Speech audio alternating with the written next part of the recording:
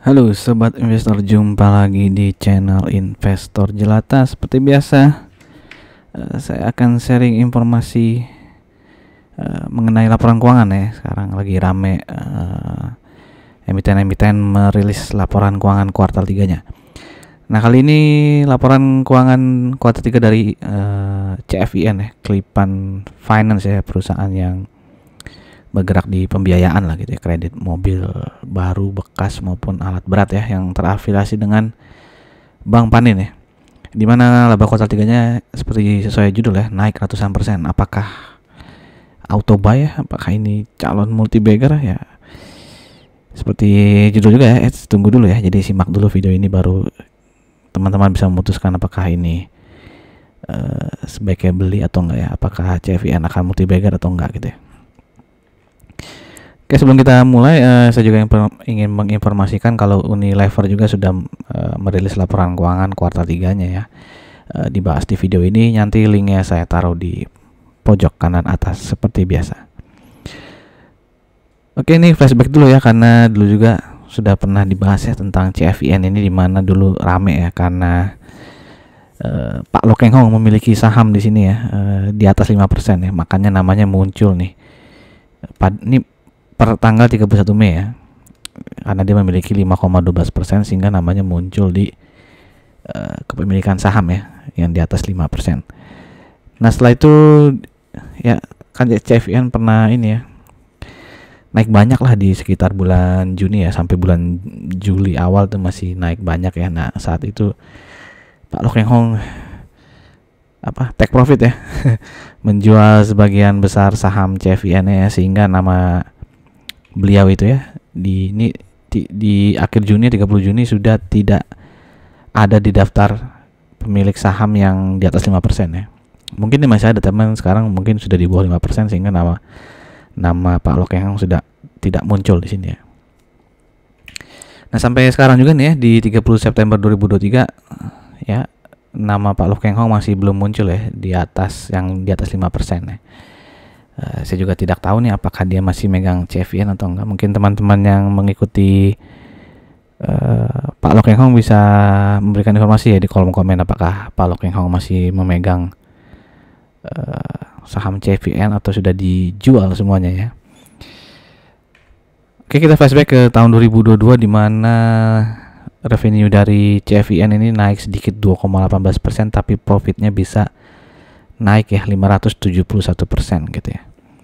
Nah, itu karena ada beban yang berkurang cukup banyak ya, 25% ya. Dan juga ada paling besar itu pengaruh dari pengurangan beban ini ya. Ya, jadi kalau bisa dilihat di sini ya, ini laporan keuangan akhir tahun 2022 dibandingkan akhir tahun 2021, di mana di sini kerugian penurunan nilai aset keuangannya itu lebih sedikit ya dibandingkan penurunan aset keuangan di tahun 2021 ya. Lumayan tuh ya. Selisihnya 340-an miliar ya. Oke, jadi ada perbedaan 340-an miliar dari hanya penyusutan ya, dari kerugian penurunan penilaian aset keuangan ya. Makanya profitnya bisa naik banyak nih ya, 310 miliar dibandingkan 46 miliar ya. Tapi 340 miliar itu didapat dari hasil selisih ya, kerugian penurunan nilai itu ya, yang dibandingkan tahun 2021. Oke, nah kemudian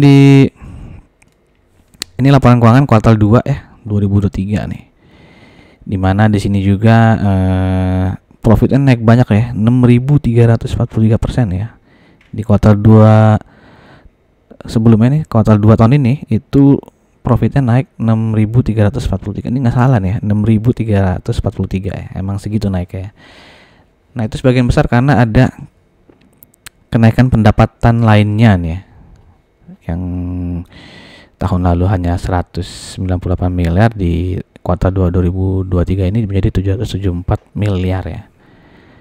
Nah, pendapatan lainnya itu apa ya? Bisa dilihat di sini ya. Kalau ditelisik lebih detail, itu adalah penerimaan kembali piutang yang dihapus buku ya. Jadi mungkin dulu ada hutang yang macet gitu ya, kredit macet, udah dihapus tuh ya, diiklasin lah, nggak dibayar gitu. Ternyata dibayarkan kembali gitu ya hutangnya, sehingga tercatat di kuartal 2 2023 ini sebesar 586 miliar ya.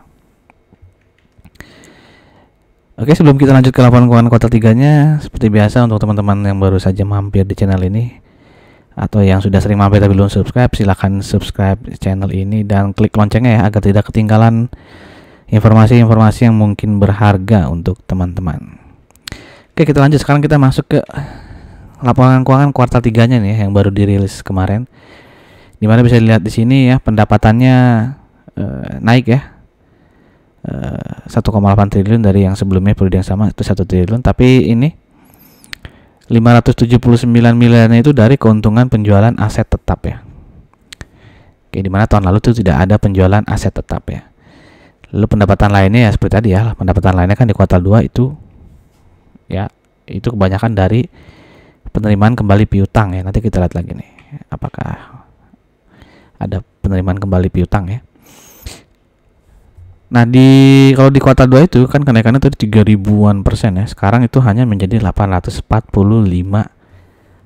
saja ya, yang menandakan ada penurunan profit ya kuartal 3 ya dibandingkan kuartal 2-nya. Nanti kita lihat juga ya perbedaannya berapa sih kuartal 3 versus kuartal 2-nya ya. Nah, ini kita kembali dulu ya. Tadi kan ada keuntungan penjualan aset tetap ya.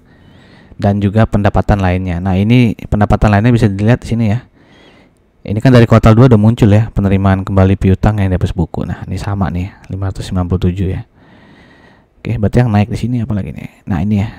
Pendapatan jasa administrasi itu naik cukup besar ya, 30 miliaran ya. Jadi intinya dari 878 miliar ini ya sebagian besarnya itu ya 597 miliar masih dari penerimaan kembali piutang ya yang udah didapat dari kuartal 2 sebelumnya. Nah, lalu ini yang penjualan aset ya. Jadi ada keuntungan dari penjualan aset tetap ya. 579 bukan miliar ini ya, juta ya. 579 juta ya. Dibandingkan tahun lalu yang merugi nih ya 115 juta.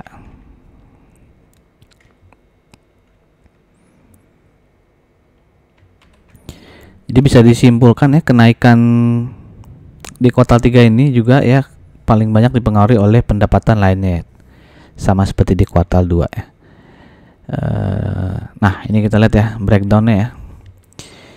Dimana kalau kita lihat ya ini kan kuartal 1, 2, 3, 4 ya. Nah, ini ya dimana kalau kita bandingkan pendapatan kuartal 3 dibandingkan kuartal 2 di tahun ini itu terjadi penurunan 56% ya, dan net profitnya ya, net income-nya juga turun ya 87,5% ya. Jadi performance fantastis kuartal 2 itu tidak bertahan ya. Karena di kuartal 2 profitnya 545 miliar, sekarang di kuartal 3 hanya 68 miliar ya. Jadi ya karena pendapatan penerimaan buku tadi ya yang utang macet dibayar itu, jadi tahun lalu tuh terlihat fantastis ya. Tahun lalu lagi kuartal 2 lalu terlihat fantastis ya. Makanya di kuartal 3 ya tidak terulang kembali gitu ya. Tidak ada kredit macet yang dibayarkan kembali. Jadi bisa dibilang ya walaupun profitnya naik sekitar dari Januari sampai September itu ya, kalau dibandingkan tahun lalu memang naik 845%, tapi secara kuartal 3 versus kuartal 2 itu sebenarnya terjadi penurunan profit yang cukup dalam ya, 87,5%. Dan dengan laporan keuangan kuartal 3 ini yang disetahunkan ya, itu bisa dilihat PER-nya itu 2,07 ya. Ya termasuk rendah lah kalau dilihat histori dari tahun 2017 sampai 2022 ya. Dan PBV-nya juga, kalau PBV-nya termasuk yang tinggi nih ya. Karena di tahun sebelumnya dia hanya 0,2an tuh ya. ROE-nya juga naik cukup banyak ya, 17,05% dan DER-nya 0,71. Dan kalau kita bandingkan dengan average subsektor financing service ya, bisa dari sini PER-nya itu di subsektornya 10,17. Berarti PER-nya CFIN itu terhitung sangat murah. PBV-nya 3,72 juga, sehingga PBV-nya CFIN juga terlihat sangat murah ya. Tapi kalau kita bandingkan dengan perusahaan sejenis ya, BFIN maupun ADMF ya, di mana di sini bisa dilihat earning per share-nya itu paling tinggi adalah ADMF ya, walaupun ini masih laporan keuangan kuartal 2 ya karena belum rilis. kuartal 3-nya dengan pairnya, wah pairnya termasuk rendah nih ya, CFIN ya, kalau dibandingkan BEFIN dan ADMF ya.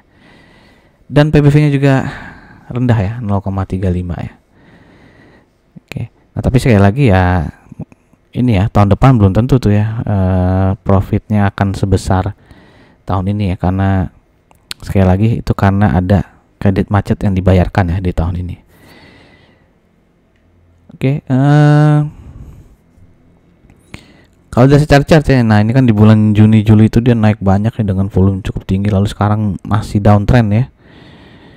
Ya dari Juli sampai sekarang masih downtrend ya, dimana di sini supportnya 462 ya. Bisa dibilang uptrend ya kalau sudah bisa menembus downtrend line ini ya.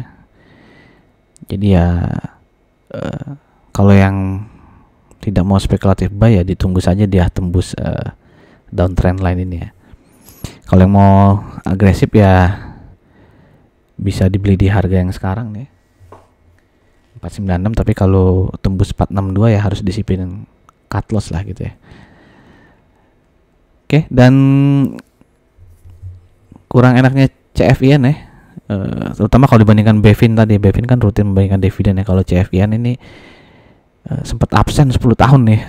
2013 terakhir ngasih dividen, baru ngasih dividen lagi tahun lalu ya, yang cukup besar itu ya, 100 rupiah ya, dengan dividen payout ratio waktu itu 128% ya. Nah tahun ini bagaimana ya, ya jadi susah ditebak ya, karena dia 10 tahun tidak membagikan dividen gitu ya. Jadi kalau mau optimis ya mungkin dividennya ya 100% gitu ya, dividen payout ratio-nya ya. Nah sekarang kan earning per share tadi berapa ya, 180 rupiah kalau nggak salah ya.